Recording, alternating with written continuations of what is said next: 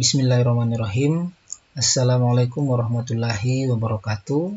Selamat pagi, selamat siang, selamat sore, selamat malam, dan salam sejahtera untuk kita semua. Pada kesempatan kali ini kita akan mempelajari regulasi ekspresi gen pada prokariot. Apabila prokariot itu memiliki gen A, gen B, dan gen C, maka gen-gen tersebut akan diekspresikan menjadi enzim atau protein A, B, dan C. Teorinya seperti itu. Akan tetapi, pada prakteknya bisa saja prokariot itu hanya mengekspresikan gen A dan gen B, sementara gen C itu dinonaktifkan. Atau sebaliknya, prokariot hanya mengekspresikan gen C, sementara gen A dan gen B itu dinonaktifkan. Inilah yang disebut dengan istilah regulasi atau pengaturan ekspresi gen. Bagaimana mekanisme regulasinya? Itulah yang akan kita pelajari pada slide-slide selanjutnya. Pertama-tama, saya ingin menyampaikan tujuan dari pembelajaran kita kali ini. 1. Untuk bisa membedakan ekspresi gen konstitutif, inducible, dan repressible. Yang kedua, untuk bisa menjelaskan mekanisme kontrol positif dan mekanisme kontrol negatif. Yang ketiga, untuk bisa mengetahui apa itu operon. Adapun yang keempat dan yang kelima merupakan contoh dari operon, akan menjadi penugasan untuk adik-adik sekalian. Bagian yang pertama, konstitutif, inducible, dan repressible. Ada gen yang berperan di dalam housekeeping functions atau fungsi-fungsi dasar. Di dalam sel, fungsi-fungsi dasar itu diantaranya adalah central dogma. Sehingga gen-gen yang menghasilkan enzim-enzim yang terlibat di dalam proses replikasi, transkripsi, dan translasi itu harus senantiasa diekspresikan. Gen-gen yang senantiasa diekspresikan itu yang tidak terlalu terpengaruh dengan lingkungan eksternal disebut dengan gen konstitutif. Sementara beberapa gen ekspresinya itu dipengaruhi oleh lingkungan eksternal. Ada gen yang dalam lingkungan normal itu non-aktif. Tetapi karena perubahan lingkungan, gen tersebut menjadi aktif. Itulah yang disebut dengan gen inducible. Ada pula gen yang dalam lingkungan normal itu sudah aktif. Dan ketika terjadi perubahan lingkungan, gen tersebut menjadi non-aktif. Gen itu disebut dengan gen repressible. Gen inducible itu biasanya terlibat di dalam reaksi katabolisme, sementara gen repressible itu biasanya terlibat di dalam reaksi anabolisme. Agar lebih paham, kita masuk ke skemanya. Perhatikan gambar A. Ada enzim yang terlibat di dalam pemanfaatan laktosa atau enzim pencerna laktosa. Berarti ini adalah proses katabolisme. Pada awalnya, enzim ini aktivitasnya sangat rendah. Atau kita sederhanakan, enzim ini non-aktif. Kemudian terjadi perubahan lingkungan berupa penambahan laktosa. Sehingga aktivitas enzim pencerna laktosa ini meningkat. Dengan kata lain, gen-gen penghasil enzim pencerna laktosa ini menjadi aktif. Inilah yang disebut dengan gen inducible. Adapun prosesnya disebut induction. Sekarang perhatikan gambar B. Ada enzim pembentuk triptofan. Berarti ini adalah proses anabolisme.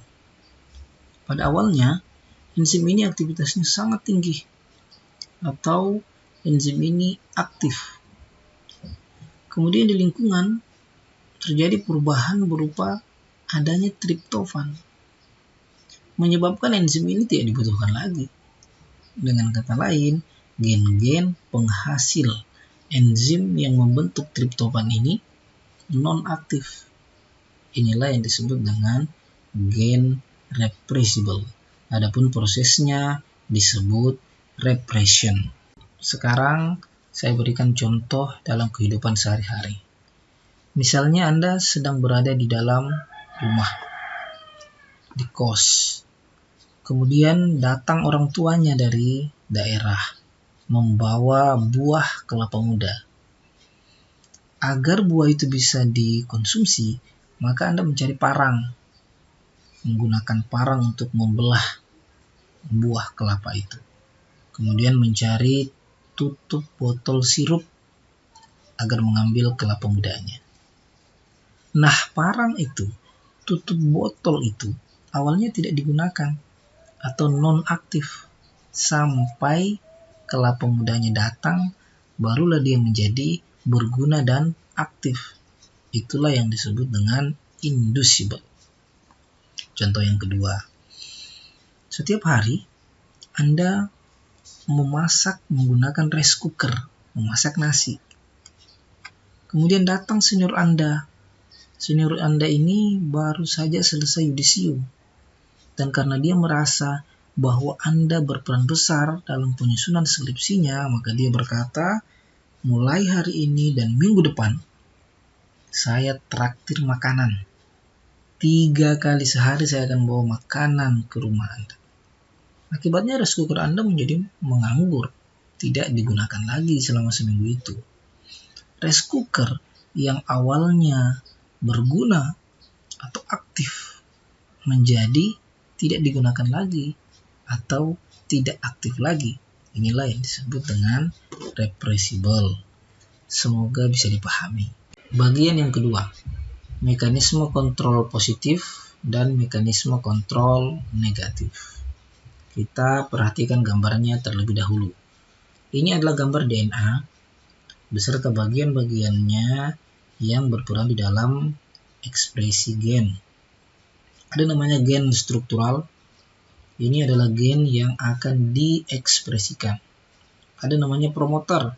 Ini adalah lokasi menempelnya RNA polimerase yang akan mensintesis RNA. Ada namanya RPBS. Ini adalah lokasi menempelnya produk dari gen regulator. Namanya saja gen regulator, berarti dia akan melakukan regulasi atau mengatur. Apa yang diatur? Aktif atau tidaknya gen struktural. Sekarang kita ke poinnya. Disebut mekanisme kontrol positif apabila gen regulator menghasilkan produk berupa aktivator yang bertujuan untuk mengaktifkan gen struktural. Disebut mekanisme kontrol negatif apabila gen regulator menghasilkan produk berupa represor yang bertujuan untuk menonaktifkan gen struktural. Aktivator, represor dihasilkan oleh gen regulator nanti menempel di RPBS. Kemudian, proses menempelnya aktivator dan represor di RPBS ternyata dipengaruhi juga oleh molekul efektor. Molekul efektor itu ada 2. Yang pertama inducer yang membantu proses pengaktifan gen struktural. Yang kedua adalah korepresor yang membantu di dalam menonaktifkan gen struktural. Sekarang kita ke mekanismenya, kontrol positif dan kontrol negatif. Ini adalah sistem inducible. Di awal kita sudah membahas mengenai inducible, yaitu pada lingkungan yang normal dia non-aktif. Kemudian terjadi perubahan lingkungan sehingga dia menjadi aktif. Terjadi proses transkripsi. Pada awalnya dia non-aktif, tidak ada proses transkripsi. Kemudian terjadi perubahan lingkungan, dia menjadi aktif, ada proses transkripsi. Sistem indusible ini bisa dijelaskan menggunakan mekanisme kontrol negatif maupun mekanisme kontrol positif. Kita ke mekanisme kontrol negatif terlebih dahulu. Pertama-tama, gen regulator menghasilkan produk berupa represor. Represor ini akan menempel pada RPBS, menyebabkan RNA polimerase yang menempel pada promoter itu terhalangi jalannya menuju gen struktural. Akibatnya, tidak terjadi proses transkripsi, sehingga gen struktural menjadi non-aktif. Kemudian terjadi perubahan lingkungan. Perubahan lingkungan itu direspon dengan menghasilkan molekul efektor berupa inducer. Disebut inducer berarti dia membantu untuk mengaktifkan gen struktural. Inducer ini kemudian berikatan dengan represor, membentuk represor inducer kompleks. Sehingga represor tidak bisa lagi menempel pada RPBS. Maka RNA polimerase yang menempel pada promoter tidak terhalangi jalannya menuju gen struktural, sehingga terjadilah transkripsi dan gen struktural menjadi aktif. Sekarang kita ke mekanisme kontrol positif. Pertama-tama, gen regulator menghasilkan produk berupa aktivator. Akan tetapi aktivator ini berada dalam bentuk yang inaktif, sehingga aktivator tidak bisa menempel pada RPBS.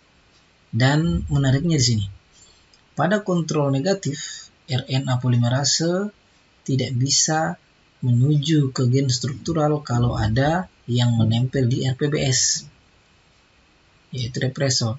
Sementara pada mekanisme kontrol positif, RNA polimerase tidak ingin menempel pada promoter kalau RPBS-nya belum terisi oleh aktivator. Di sini aktivator tidak bisa menempel pada RPBS karena dia belum aktif, sehingga RNA polimerase tidak menempel pula pada promoter dan tidak terjadilah proses transkripsi, sehingga gen struktural menjadi tidak aktif. Kemudian terjadi perubahan lingkungan, diresponlah dengan menghasilkan molekul efektor berupa inducer. Inducer inilah yang akan membantu mengaktifkan gen struktural. Dengan cara menempel pada aktivator yang dalam bentuk inaktif tadi, membentuk kompleks aktivator inducer, menyebabkan aktivator menjadi aktif dan bisa menempel pada RPBS. Kemudian RNA polimerase berikatan dengan promoter, kemudian terjadilah proses transkripsi atau gen struktural menjadi aktif. Kemudian kita ke sistem repressible, yaitu yang pada lingkungan normal gen strukturalnya aktif, kemudian terjadi perubahan lingkungan yang menyebabkan gen strukturalnya menjadi tidak aktif. Pada awalnya terjadi transkripsi, kemudian terjadi perubahan lingkungan sehingga tidak terjadi lagi transkripsi. Sistem repressible ini bisa dijelaskan melalui mekanisme kontrol negatif maupun mekanisme kontrol positif. Pada mekanisme kontrol negatif, gen regulator menghasilkan produk berupa represor. Akan tetapi represor ini dalam bentuk inaktif, sehingga dia tidak bisa menempel pada RPBS, menyebabkan RNA polimerase yang menempel pada promoter tidak terhalangi jalannya menuju gen struktural, sehingga terjadilah proses transkripsi dan gen struktural menjadi aktif. Kemudian terjadi perubahan lingkungan, direspon oleh sel dengan menghasilkan molekul efektor berupa korepresor yang membantu proses penonaktifan gen struktural.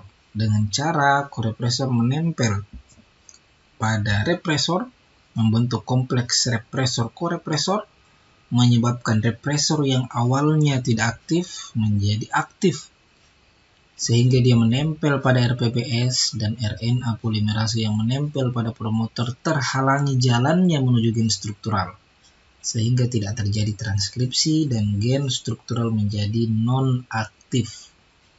Kemudian pada mekanisme kontrol positif, pada awalnya gen regulator menghasilkan produk berupa aktivator. Aktivator ini sudah dalam keadaan yang aktif sehingga bisa menempel pada RPBS, menyebabkan RNA polimerase yang menempel pada promoter juga aktif melakukan proses transkripsi sehingga gen struktural menjadi aktif.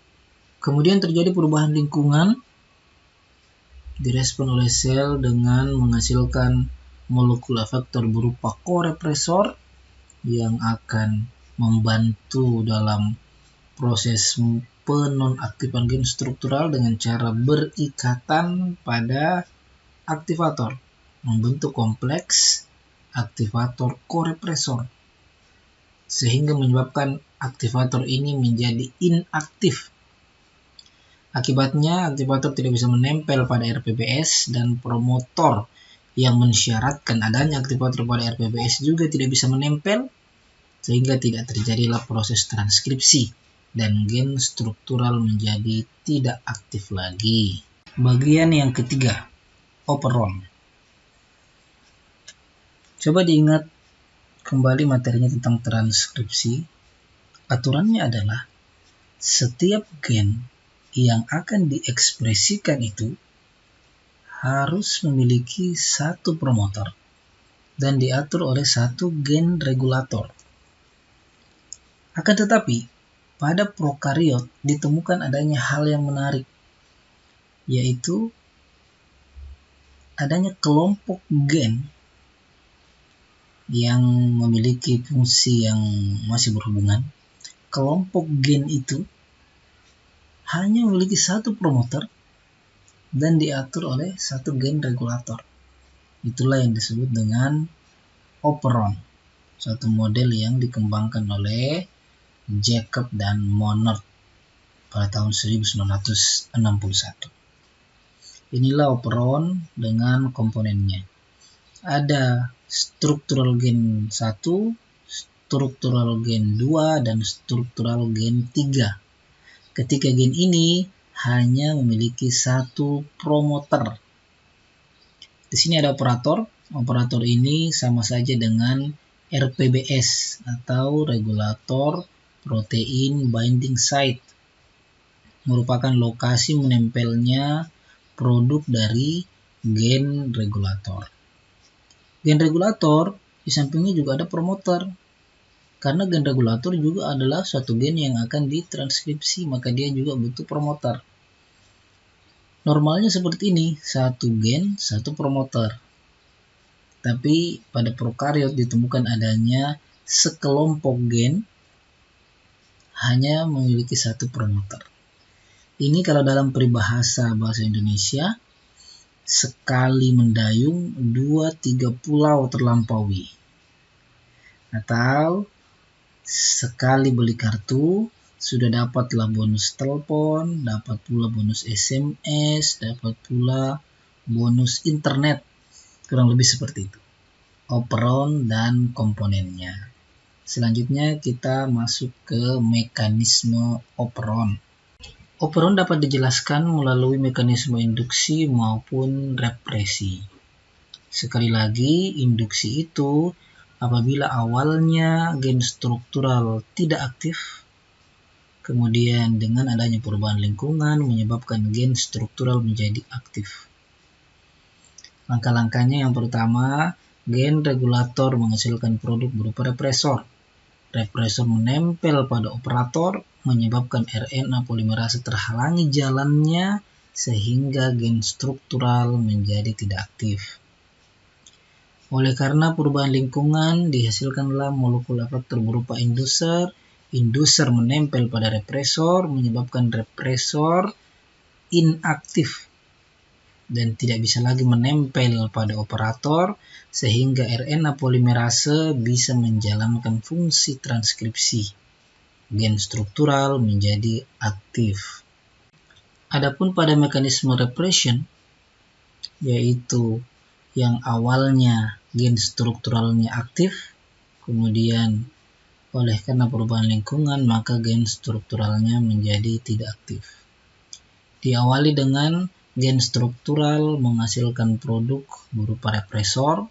Represor ini dalam bentuk yang tidak aktif sehingga tidak bisa berikatan dengan operator, menyebabkan RNA polimerase bisa menjalankan fungsi transkripsi dan gen struktural menjadi aktif. Oleh karena perubahan lingkungan, maka dihasilkan molekul efektor berupa korepresor yang berperan di dalam membantu proses penonaktifan gen struktural. Korepresor ini akan menempel kepada represor dan menyebabkan represor yang awalnya tidak aktif kemudian menjadi aktif dan menempel pada operator, sehingga RNA polimerase tidak mampu menjalankan fungsi transkripsi dan gen struktural menjadi tidak aktif. Saya kira itu pertemuan kita hari ini. Ini adalah pertemuan ke-10 mata kuliah genetika molekuler. Tadi kita sudah mengkaji, mempelajari apa itu gen konstitutif, gen inducible, kemudian gen repressible. Yang kedua, tadi sudah ada penjelasan mengenai mekanisme kontrol positif dan mekanisme kontrol negatif. Dan yang terakhir adalah operon. Adapun contoh operon, yaitu operon laktosa dan operon triptofan, akan menjadi penugasan untuk adik-adik sekalian. Selengkapnya mengenai ketentuan penugasannya, silakan ke e-learning Unsulbar. Terima kasih atas segala perhatiannya. Mohon maaf atas segala kekurangan saya pribadi. Billahi taufiq wal hidayah. Wassalamualaikum warahmatullahi wabarakatuh.